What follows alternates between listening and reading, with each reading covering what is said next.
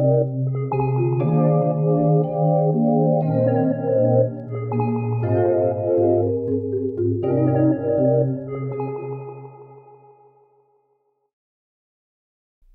evening, everyone, and welcome back to the Sea Butter channel.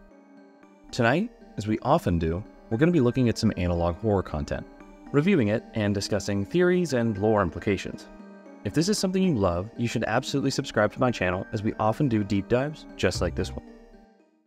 Before we get straight into today's fascinating story, I just want to take a quick second to make an announcement and thank each and every one of you, because this is the 50th video that I've made for the Sea Butter channel. It feels unreal that we've hit such a high number, and I'm just so proud of how far this channel has come since I started it back in 2021. To each and every one of my subscribers, thank you guys so much, and I promise you're going to be treated to a lot more content. If this is your first time watching a video here today, I encourage you to subscribe so that you can join us on our road to 100,000 subscribers, because we're not going to stop anytime soon. Thank you so much for your continued support. Reading every comment that you guys make, which I actually do, I promise, even if I don't get around to responding to all of them, really encourages me to keep going. I'm working hard to get a ton of videos out this summer, and I'll be doing a Q&A video soon when we hit a new subscriber hurdle. So, as always, keep watching and keep telling me what you want to see next. The best way you can do this is to join the Sea Butter Discord, the link to which is in the description of this video, as always. I also encourage you to stick around because the next video will be a super interesting theory about a game that I've covered here before, and I think you'll love it. If you can guess what it is in the comments below, I will put your comment in the beginning of the next video. With all that said, thanks for listening to my little yap session, guys. Thank you for watching, and I'm so glad that you're here. Let's get right into the video. As you might have noticed by the length of today's video, what we're going to be covering today is a little bit shorter than a lot of the content we've looked at over the past couple of analog horror videos. But that doesn't make what we're about to see any less creative. In fact, this is one of the more interesting premises I've seen of late, reminding me most of unedited footage of a bear, if you've ever checked that out. What we're watching is a video that was posted to TikTok and YouTube by Globo7, where they explain having seen a set of adult bumpers in the early 2000s that are a bit strange, even for Adult Swim standards. With Globo going so far as to claim that no one discusses them in either iceberg analyses or other videos that talk about Adult Swim. And that's pretty strange, as Adult Swim and its related lost media and obscure lore are pretty frequently talked about on YouTube. Now, I want to get into this project, but as always, please make sure to check out the video on TikTok or YouTube, watching them there in full first before you hang out here and theorize with me. Let's go ahead and watch a little bit of this video to start, and then we'll talk about it.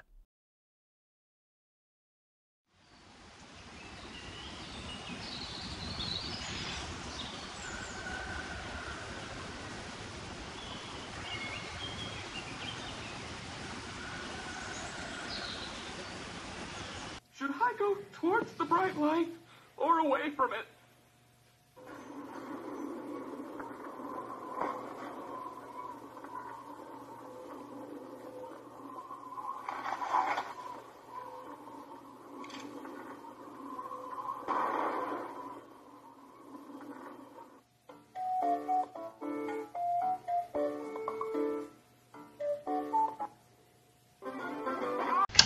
Did you catch that?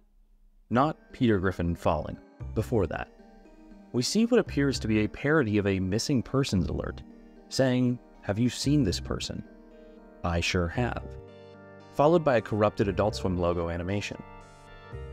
Our narrator continues, explaining that they don't recognize this person as a celebrity, nor were they able to find anything about them on Google.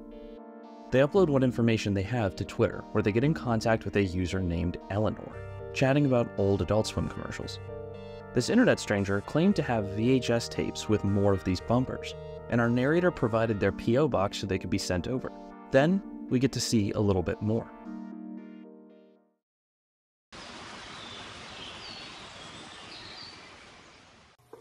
New LeBron's Lightning Lemonade. Be explosive with bubbly.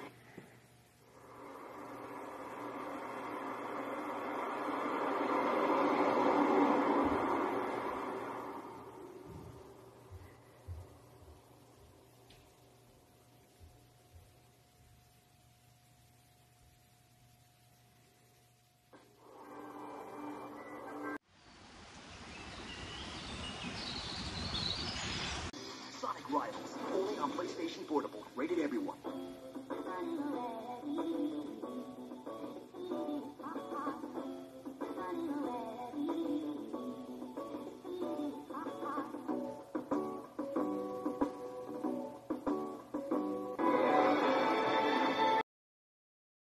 Now what we just watched is kind of the beginning of where things really get spooky. Am I still beautiful without my jaw? This person is some victim, but we don't know anything about them yet. We see a little bit more, including a bumper that looks relatively normal called Mile Marker 1. Our narrator explains that after a little bit of radio silence, some more tapes arrived.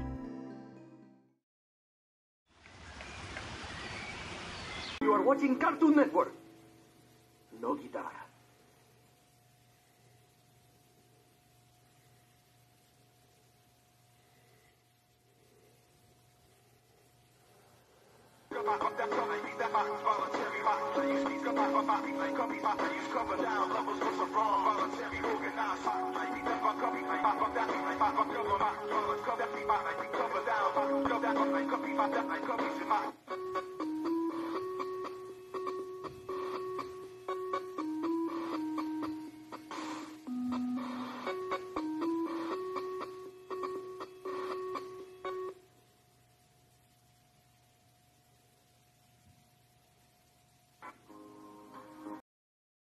Okay, I think it's here that we're starting to unravel what's happening. This girl's name is Georgia. She was presumably taken, kidnapped by someone for some awful purpose, and had her jaw removed. Puzzlingly, someone is choosing to drip feed information about this missing girl through Adult Swim bumpers, of all things. To me, I think it's an indication that the attacker is doing this as some form of taunting. Maybe they hacked into a local broadcast, which would explain why not many people know about this Georgia girl. It might have only happened in a small town or something. The narrator continues with another set of bumpers, where we get the most terrifying broadcast interruption of all.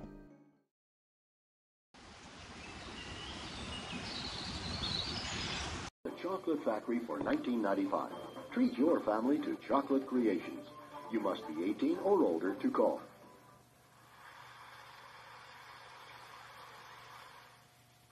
In the peaceful evening, soft music echoed through the old chapel. The sweet scent of incense hung in the air, blending with the warm candlelight. People in simple robes gather, their faces filled with reverence. They whisper ancient verses, seeking solace and connection beyond the mundane.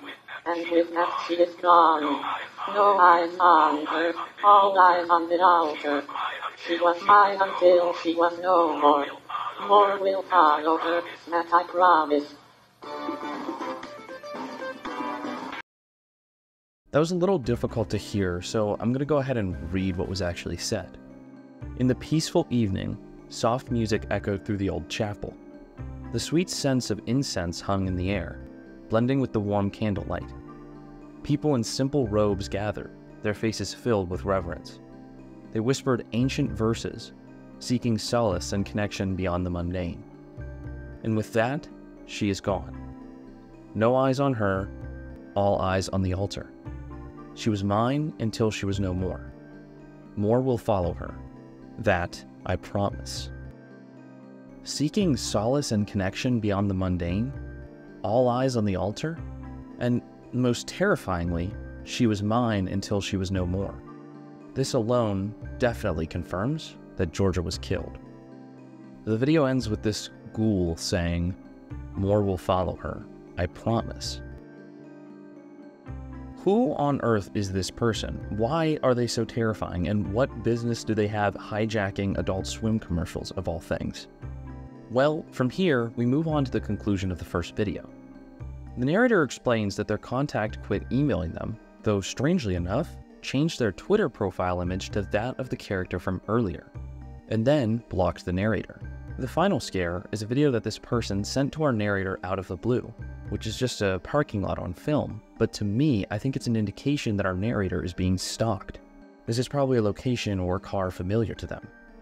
The video then ends with the narrator pleading us for help on this search.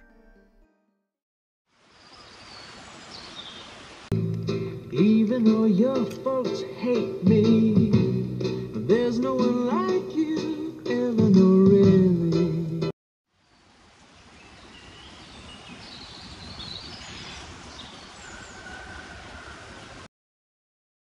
Okay, so we've got a whole lot going on here. There's some sort of bad actor who presumably killed a girl around 18 years ago. Her body was never discovered though, given that the narrator couldn't find any news about Georgia having gone missing. Not only that, but this person is still active. They were never caught and are apparently going after our narrator now. We also know that our narrator, somewhat foolishly, offered up the address of their P.O. box. So the killer has at least the slightest idea of where they live. Now, given the change in Twitter picture, I think it's fair to assume that the person sending VHS tapes this whole time was the killer. Whether or not it was a real murder or just a hoax is still unknown. Further, given that this person had these VHS tapes of themselves recorded, I think it makes more sense that they never actually managed to broadcast those bumpers. Maybe they just made them and recorded them on VHS, but never forced them onto the air. Except for the first ones, which would explain why nobody talks about this incident. But the creepiest of all is this garbled speech from them, where they promise that there will be more. Will this be the fate of our narrator? We'll investigate as we watch the second upload.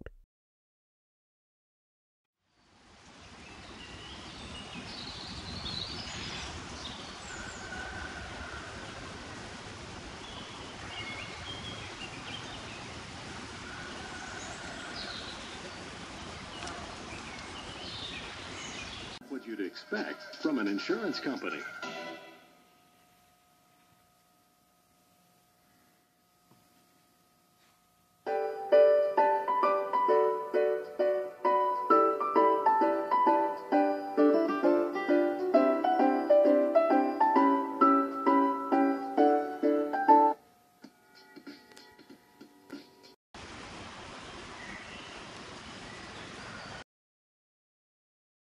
The narrator opens up with a brief but seemingly urgent message, thanking us for our support but also indicating that they had to stay with a friend. They moved on to another bumper, saying that more came in. This first one is titled Places You Shouldn't Be. Now, this only lasts a brief second before panning to an actual bumper, but the message we read is terrifying. Anywhere but the basement, probably indicating where Georgia was held.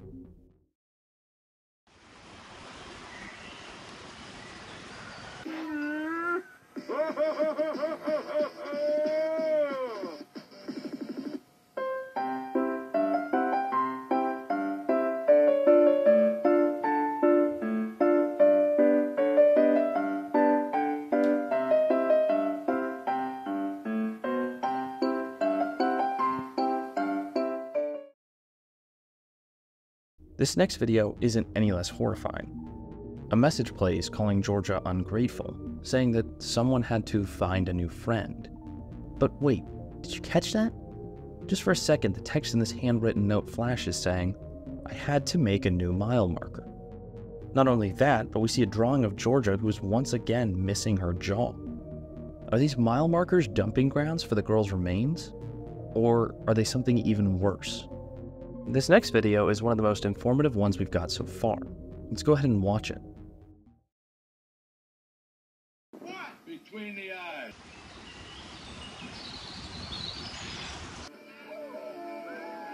Because of Winn-Dixie. Being a caretaker for a child is hard work. You do so much for them and they can be so ungrateful. Not listening, arguing, fighting, punching, biting, screaming. They'll try to run away and you're forced to discipline them. After that, you have to start all over. Fortunately, God has bestowed knowledge upon you on those who sit in their thrones. What can they do when you know all? You can do whatever you want when you have been blessed. I use my knowledge to save those, despite how ungrateful they are.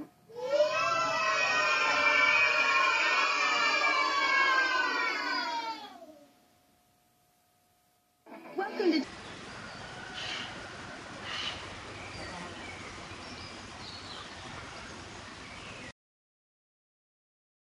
What the hell are we looking at? The video of that mouth was jarring enough, but the information is just creepy. What we hear is pointing us in the direction of a classic theme in internet horror, and something with kidnapping in general that's been done before. This kidnapper, this murderer, took Georgia with the intention of making her their child. Georgia naturally fought back, apparently by kicking and punching, and they were disciplined. This, of course, refers to the removal of her jaw. This character also rants about God and being blessed, but that meaning isn't entirely clear. What is clear, however, is that this person kidnapped Georgia, and when she fought back, he removed her jaw and probably killed her.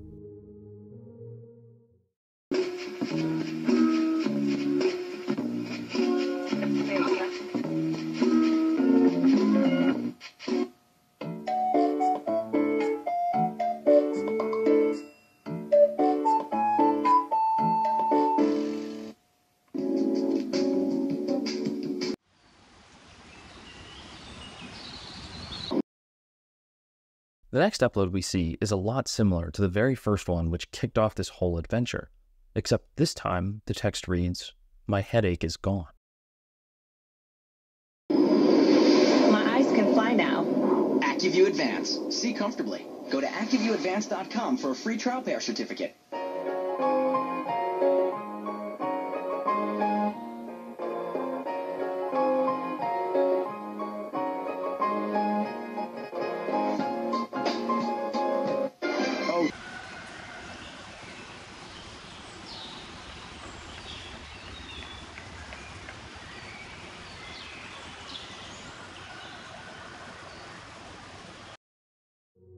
We then quickly see another bumper with another shot of the woods labeled Mile Marker 2. I'm starting to think that these are clues for where the remains of Georgia lie, as we know that she is at least in 2 parts. The narrator returns to us with some more information, saying that they got an email. It's unnerving. Eleanor is out there, and they know where our narrator is. It's here we see the penultimate bumper, which might be the worst and most mysterious yet. Battlefront 2. Get your copy today and fight again. Rated teen.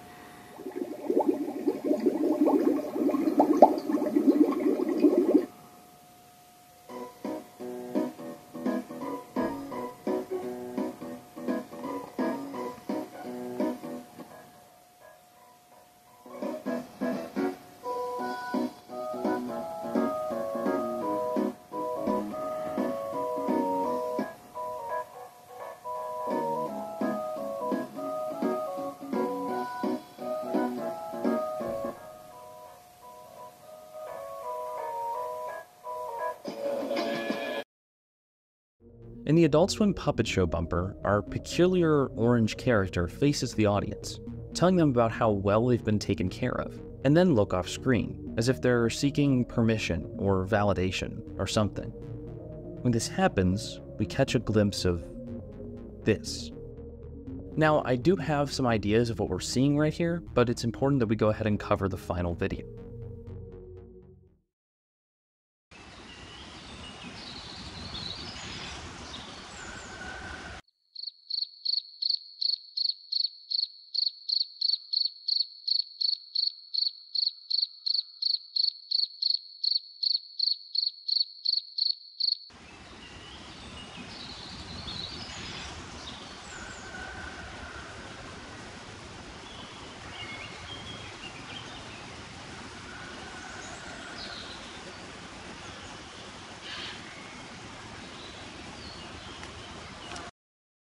With this narrator's final communication to us, we learned that they received a final follow-up, with another edited bumper that contained their full home address, which of course they blurred out. The video ends with a simple thank you. So, lost media digs, broadcast hijackings, and uninsured dental procedures. What on earth does this all mean? We've pieced together a generic narrative, but there are burning questions. Who are Georgia and her kidnapper? Why are they drip-feeding us information through Adult Swim? Why is this character or kidnapper still active, and what were their motives? And most importantly, is our narrator in danger? We may not be able to answer everything, but we're going to get a whole lot closer to the answer right now. To start, we're dealing with an unsolved missing persons case. Some maniac with somewhat unknown motives kidnapped and, at the very least, removed the jaw of a girl named Georgia. Why she was chosen, we don't know. It appears that she was held for a little while by her kidnapper, who tried to care for her in some twisted way. When she fought back, the kidnapper took her jaw, probably killing her in the process. Now, let's talk about these bumpers. The killer wanted to be caught, or at least chased. They're leaving breadcrumbs. They want someone to taunt, like serial killers who taunt law enforcement. And they did so by leaving some breadcrumbs, like the mile marker locations, and hijacking a TV station to broadcast them. It didn't go far enough, though, because the disappearance of Georgia went unnoticed from, at the most, 2005 until present day. That didn't cause our kidnapper to let up at all, though, because at the very minute they saw traction online of someone discovering these edited bumpers, they jumped at the shot to engage them in conversation. They were waiting this entire time. I mentioned that the kidnapper here wanted to taunt law enforcement, but if that were the case, why wouldn't they have tried some other method of getting the attention of the authorities? Why stop with the Adult Swim bumpers? That leads me to an even darker idea, that the kidnapper knew that the police might not take that evidence alone so seriously, and they wanted an amateur investigator to get involved, like our poor narrator. Hypothetically, they might go investigate these mile markers where the kidnapper would be waiting.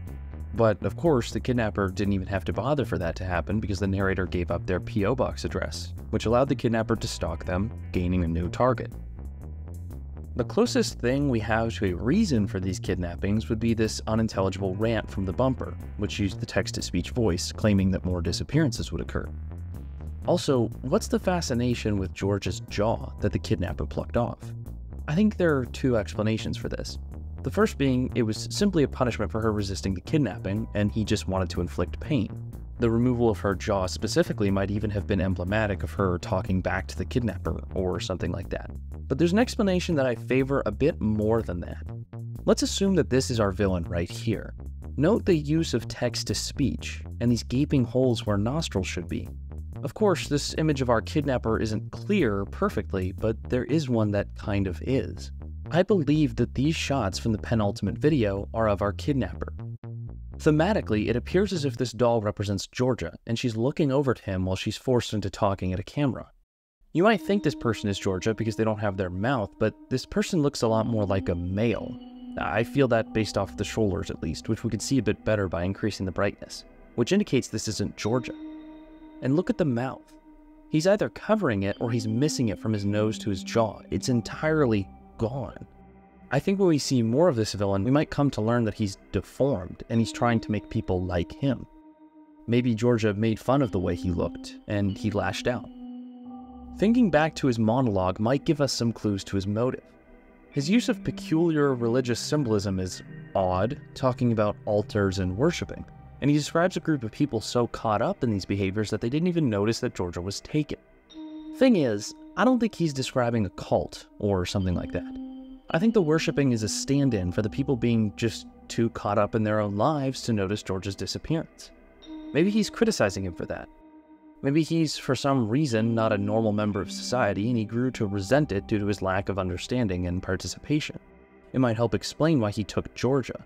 He was looking for someone to take care of, to save them from society, who of course didn't appreciate his efforts, according to him at least. This is honestly all of the information we have about Georgia that I can piece together. So pivoting to our hypothetical second victim, the narrator, what's going on between them and the killer? Well, let's review the timeline of events. Our narrator remembered some Adult Swim commercials from their childhood, which they recorded between the years of 2005 and 2007. They uploaded the one surviving copy they had of online, asking for help finding more. They were contacted by a user who helped in this hunt, but after the narrator gave them their address and begun to receive tapes from the user, there was a massive tone shift, and it's revealed that the account was controlled by the killer. Now I see two possible theories right here that need to be addressed. The first is that the killer was watching this entire internet interaction, and when they found this user managed to record more tapes, they hunted them down, killed them, and took over their social media accounts, because they're trying to shut down all discussion of Georgia and this incident online so they can get away with it. This would explain the tone shift and the profile picture being changed. The second is that this profile was the killer the entire time, and they just changed their profile picture after they knew already they had the address of the narrator. This makes me feel like they not only want the story to be publicized, but they want to hunt down new victims, displaying whatever traits the narrator apparently has. Regardless of which idea is true, we have such little understanding of this killer. I do think it's a male, and I'm sticking to my guns that this figure is not Georgia. However, the only name our killer has ever given is Eleanor, as we see on this Twitter and Gmail account, and it's further compounded by the song that we hear briefly at the end of this first video, titled Eleanor. Your folks hate me, but there's no one like you, Eleanor, really. Though we do need a lot more story before we can nail this down in its entirety, I have a relative inclination of what's happening, and these are my concluding thoughts. We're looking at a presumably serial killer and kidnapper who has at least one confirmed victim. He's a deformed man and punished his only known victim in the same vein that he seems to appear. He's an outcast from society, seemingly critical of how people behaved when he kidnapped Georgia, thinking they were wrapped up in their own lives and unobservant, leading him to steal her away with ease. Now, for some reason, he wanted attention over this killing. He wasn't just trying to scare people by putting this on Adult Swim, he wanted people to figure out the clues he left behind.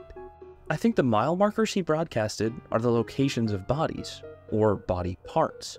If this were the case, it could mean we have two victims on our hands, seeing as there are two in the video. Another reason I think this is because we see this flash of text which reads, "I had to make another mile marker." Another. From this, I think it's clear that when he kills people, he leaves them in a place to be found, which he calls a mile marker. Since he says another, and he shows us two in the tapes, we can confirm he's had at least two victims. Maybe the second mile marker victim we see in the tapes was actually the original owner of the Eleanor account. It's not entirely clear, but one thing is, our narrator is in serious danger.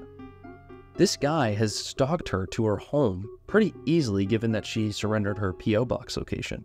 Though the narrator doesn't address it, this video at the end of the first upload might be the killer outside of the post office, where he watched her go inside, get her mail, and then come out, where he followed her home and later learned her full address. Or just Googled it, I don't know. And though we know our narrator is staying with a friend, her fate remains uncertain, and it will stay that way until we get new content. And remember, as always, the best way to try and make that happen is to show the creator some appreciation on the original upload. That actually reminds me, the project I covered a couple videos ago called Alta Paradisus just kicked off again with a new upload. And keep in mind, that was like a year in between uploads. So these creators absolutely do come back to these works, even if there is a little bit of time in between. They just might need some encouragement or some viewership from us. And I think it's totally awesome that that project started up again. So anyways, make sure to check out this one on Guobo's platforms. Alright everyone, thank you so much for sticking through to the end of this video and for being here for my 50th upload. I really appreciate making videos for you guys and covering projects just like this. It's been a ton of fun over the past few years and I want to keep doing it as much as I can. Please subscribe to help me on my journey to 100,000 subs, which I would love to see happen as soon as we can do it. Remember to try and guess the game that I'll be theorizing on in the next upload. And as always, you're invited to join either my Discord server or Patreon, and the links to both are in the description of this video. Best wishes to you all, and good night.